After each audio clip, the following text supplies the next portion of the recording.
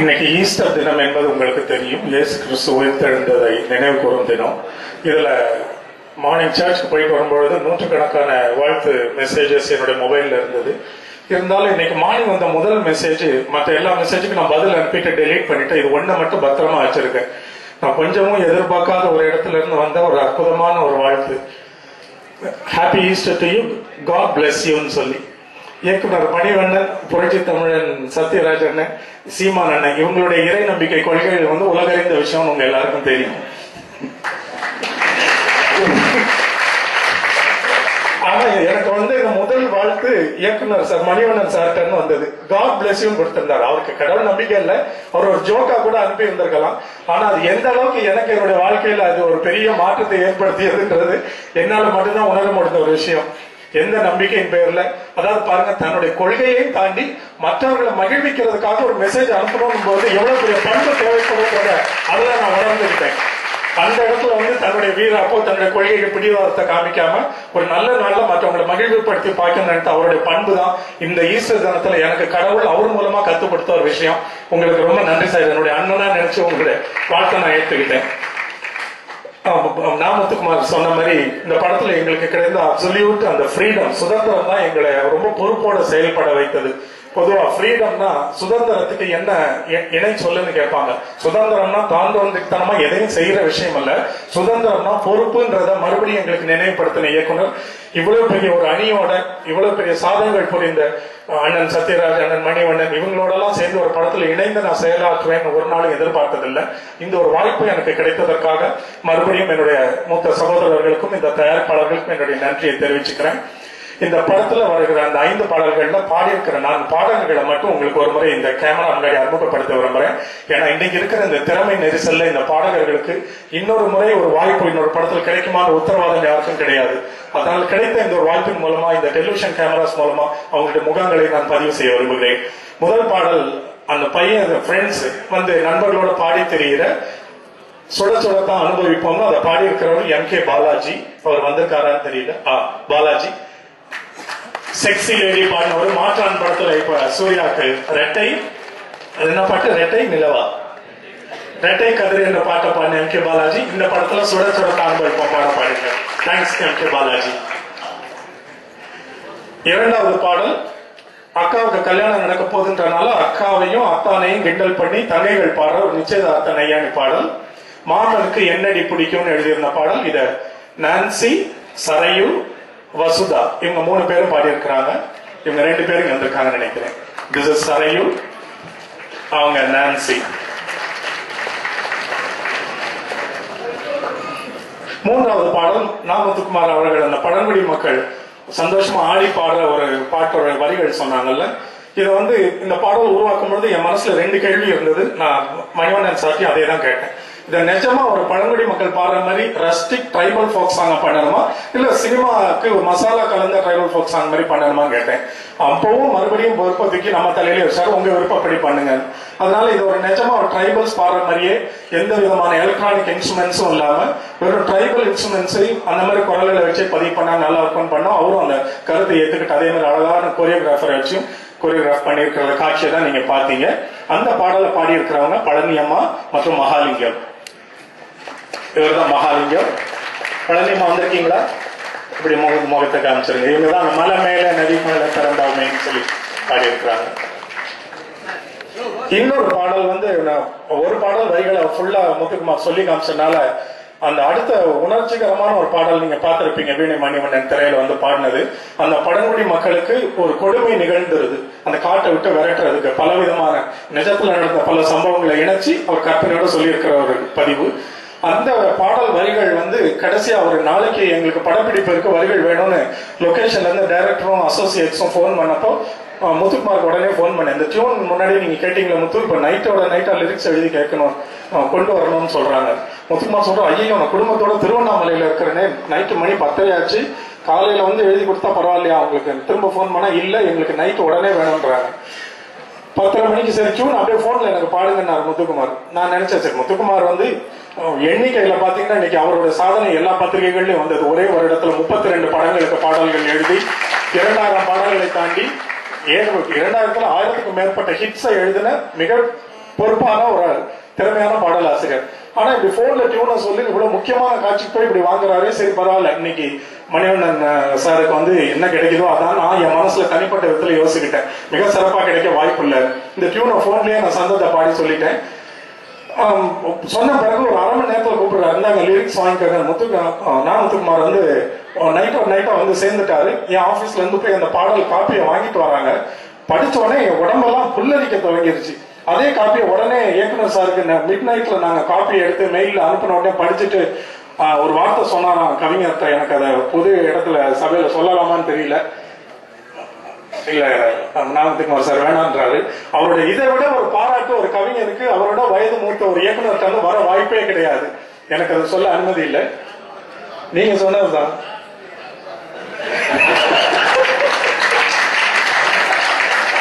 சரி, சொன்னதே நானே அனுமதிக்கும் போது அவர் யாரும் தடுக்கிறதுன்னு கேட்கிறாரு. அதை சொல்லிடுறேன். அந்த வரிகளை ஃபுல்லா படிச்சு பார்த்தோன்னே மணிவண்ணன் சார் சொன்னாரா, நீங்க இப்ப முன்னாடி இருந்திருந்தா உங்க காலில் விழுந்திருப்பேன். அந்த பாடல் வரிகளை நீங்க படிச்சு பாருங்க. அவர் சொன்னது எவ்வளவு நிஜம்ன்றது உங்களுக்கு எல்லாம் விளங்கும். அந்த மலைவாழ் மக்களோட வேதனையை வந்து அழகான யதார்த்தமான வரிகள்ல இதை விட சிறப்பா அந்த 1/2 மணி நேரத்தில் இன்னொருத்தர் எழுதிக்க முடியுமான்ற வியப்பு இன்னும் என் மனசுக்குள்ள இருக்கு. நான் முத்துக்குமார், என்னுடைய தம்பி மாதிரி உங்களுடைய திறமைக்கு நான் தலை வணங்குகிறேன் முத்துக்குமார். அந்த ஒரு பாடலுக்காக உங்களுக்கு எனது நன்றி. இந்த படத்துல அதிரடிப்படை வந்து எத்தனை முறை பார்த்தோம்ன்றது அவர் சொல்லிட்டார், நம்ம எல்லாருக்குமே தெரிந்த அனுபவம். இப்ப ஒரு சில நாட்களுக்கு முன்னாடி தொலைக்காட்சியில வந்தது. இதுல பார்த்த அரசியல் நையாண்டி சூடு பார்க்க இருந்தது. நீங்க நினைச்சீங்கன்னா இந்த நாகராஜ சோழன் வந்து இடி புயல் மின்னல் தான் தானு சார் சொன்ன மாதிரி பயங்கரமா இருக்கு. யாரையும் அவர் விட்டு வைக்கல. அதனால இது எனக்கு என்னுடைய சுயநலத்துக்காக என்னுடைய பாதுகாப்பை கருதி இந்த அரசியல் நையாண்டி வர காட்சிகள்ல நான் பின்னணி இசை எதுவுமே அமைக்கல. இதுவே எனக்கு எந்த தொடர்பும் இல்ல. நான் மக்களுக்கு தெளிவுபடுத்த இந்த கூட்டணியில் என்னை இணைத்துக் கொண்டதற்காக எனது மனமார்ந்த நன்றியை தாழ்மையுடன் நான் தெரிவித்துக் கொள்கிறேன். நன்றி, வணக்கம். வாய்ப்பு இல்ல. நான் அதை தான் எனக்கு ப்ரொஜெக்ஷன்ல டைரக்டர் சார் போட்டு காப்பான்னு நினைச்சேன். ரொம்ப முக்கியமானது தியேட்டருக்கு வச்சுட்டாருன்னு நினைக்கிறேன். கண்ணாடி பாப்பா முன்னாடி வாப்பான்னு தெரிஞ்சு கேட்டோடனே உங்களுக்கு அது என்ன பாட்டுன்னு தெரியணும். கேட்டு பாருங்க. அந்த பாடலை பாடி இருக்கிறவங்க Airtel super singer finalist Pooja. உங்க எல்லாருக்குமே அற்புதமான முதல் குரல். இந்த பாட்டை நீங்க கேட்டு பார்த்துட்டு சொல்லுங்க, இவ்வளவு நல்ல பொண்ணு இவ்வளவு விவகாரமான பாட்டை இவ்வளவு அற்புதமா பாடி இருக்குமான்னு உங்களுக்கே தெரியும். தேங்க்யூ பூஜா. அனைவருக்கும் வணக்கம்.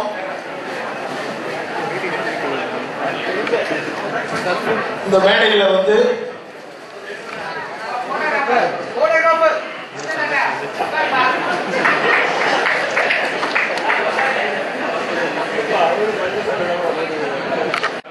இந்த மேடையில உண்மையான பவர் ஸ்டார்கள் உட்கார்ந்து இருக்கிறாங்க. உண்மையான பவர் ஸ்டார்கள், அதாவது இவங்களாம் வந்து படைப்பாலும் உழைப்பாலும் உயர்ந்தவர்கள். அது உண்மையா உயர்ந்த, அதாவது அவங்களுக்கு நான் தலை வணங்குகிறேன். சினிமா வந்து பொதுவாக சினிமாவில் பழகிறது கொள்வதெல்லாம் பார்த்தீங்கன்னா பொதுவாக அது ரயில் சிநேகம் மாதிரி. நம்ம ஸ்டேஷன் வந்தோடனே நம்ம இறந்துட்டு ஹாய்ன்னு சொல்லிட்டு போயிடுவோம். அந்த திரையுலகில் நான் சந்தித்த நண்பர்கள என்னைக்கும் ஒரே மாதிரி அந்த ஆத்மார்த்தமான உணர்ச்சி பூர்வமான நட்போடு இருப்பது வந்து திரு சத்யராஜ் அவர்களும் என் அன்பை பங்காளி மணிவண்ணன் அவர்களும். அது வந்து என்னவே எனக்கு வந்து நான் சினிமாவில் சொல்லும் போது என்னடா சேர்த்து வச்சோம், இந்த பெரிய சொத்து சும்மா சேர்க்கலைனாலும் இந்த மாதிரி நண்பர்களை நான் வந்து நிறைய சேர்த்திருக்கேன். இளையதளபதி பிரபு உட்பட இதெல்லாம் வந்து எத்தனையோ கோடிக்கு எனக்கு சமம். அது இதெல்லாம் நான் நிறைய கோடிகளாக நினைச்சுக்கேன். ஸோ அவங்களுடைய இந்த மேடையில் அதில் மணிவண்ணன் சார் வந்து 50 படம் இயக்கியிருக்கிறார். அது 50 போராட்டங்களை அவர் வந்து சந்திச்சிருக்கிறான்னு அர்த்தம். 50 போராட்டங்களை சந்திச்சு இன்னைக்கு 50 போராட்டங்கள் வெற்றி கண்டு இன்னைக்கு 51வது போராட்டத்துக்கு தயாராகிட்டு இருக்கிறார். அவருக்கு என்னுடைய வாழ்த்துக்களையும், அதே மாதிரி சத்யராஜ் சார் 200 படம் அவரோட போராட்டம் தான். ஏன்னா ஏதோ டைரக்டர் சொன்னாரு, கதாசிரியர் சொன்னாரு, வசனகர்த்தா சொன்னாரு அப்படின்னு நினைச்சிட்டு போறவர் கிடையாது. அதுக்காக அவர் வந்து ரொம்ப ஆழ்ந்து தன்னை வந்து அதாவது ரொம்ப சிந்தனைப்பட்டு படைப்பாளர்களுடன் உழைக்கக்கூடிய ஒரு நடிகர். ஸோ அவரும் வந்து போராட்டங்களை சந்திச்சு 200 போராட்டங்களை செஞ்சுக்கிறாங்க. அவங்க நான் வந்து இந்த மேடையில வாழ்த்துறது, எனக்கு இந்த வேலையை நான் வந்து கிடைச்சது எனக்கு ரொம்ப பெருமையாகவும் சந்தோஷமா இருக்கு. நன்றி. போராளிகளுக்கு மாலை வணக்கம். டைரக்டரோட 50வது படம், சத்யராஜரோட 200வது படம். எல்லாரும் சொல்ற மாதிரி இந்த படத்தை வந்து சின்ன வயசுல இருந்து எல்லாரும் பார்த்து ரொம்ப ரசிச்சு அனுபவிச்ச படம் இது சார். இன்னொரு படத்தையும் நீங்க ரீமேக் பண்ணுங்க சார். ஏன்னா இப்போ நடந்துகிட்டு இருக்கிற ரொம்ப முக்கியமான பிரச்சனை தண்ணி பிரச்சனை. தயவுசெய்து தெற்கு தெரு மச்சானே நீங்க ரீமேக் பண்ணுங்க சார். ஏன்னா அது வந்து ரொம்ப அவசியமான படம் சார். அது தெற்கு தெரு மச்சான். அதுல இன்னொரு ரொம்ப இதுல எப்படி அமைதிப்படையில அல்வா மாதிரி அதுல வந்து டொக்குன்னு ஒரு விஷயத்த வச்சிருப்பாரு. டொக்கு அந்த படத்தையும் ரீமேக் பண்ணுங்க சார். இந்த விழாவில் வந்து கலந்துக்கிட்டது உண்மையில எங்களுக்கு வந்து ரொம்ப பெருமையான விஷயம் சார். உங்களுக்கு வாழ்த்த முடியாது, வணங்குறேன். அப்புறம் நண்பர் ஜேம்ஸ் சுந்தர் சாருக்கு வந்து ரொம்ப வாழ்த்துக்கள். ஏன்னா இந்த விழாவோட நாயகன் அவரும் தான். வாழ்த்துக்கள். என்னுடைய இனிய மாலை வணக்கம். ஒரு வாட்டி படத்தோட ஷூட்டிங் அப்போ கருப்பள்ளியப்பன் கிட்ட நான் ஒரு 2 படம் பண்ணதுனால தற்செயலாக பேசிட்டு இருக்கும்போது உங்களுக்கு யார் சார் ரொம்ப பிடிச்ச இயக்குனர்னு கேட்டேன். அப்போ அவர் டக்குன்னு வந்து மணிவண்ணன் சார் அப்படின்னா எனக்கு ரொம்ப ஆச்சரியமா இருந்துச்சு. அதுக்கு காரணம் நான் சொல்றேன். எனக்கு மணிவண்ணன் சார் வந்து ஆர்டிஸ்ட் எல்லாம் மட்டும்தான் தெரியும். அமைதி கூட பல முறை பார்த்துருக்கேன். ஆனால் அது மணிவண்ணன் சார் டைரக்ட் பண்ணாருன்ற விஷயம் எனக்கு தெரியாம போச்சு. நான் ஒரு ஆர்டிஸ்ட் வந்து இந்த மாதிரி ஒரு படம் வந்து எடுக்க முடியாதுன்னு நான் ஃபர்ஸ்ட் நினைக்கல. ஏன்னா ஒருத்தரால் வந்து 2 வேலைகள் பண்ண முடியாதுன்னு நான் நினைச்சிட்டு இருந்தேன்.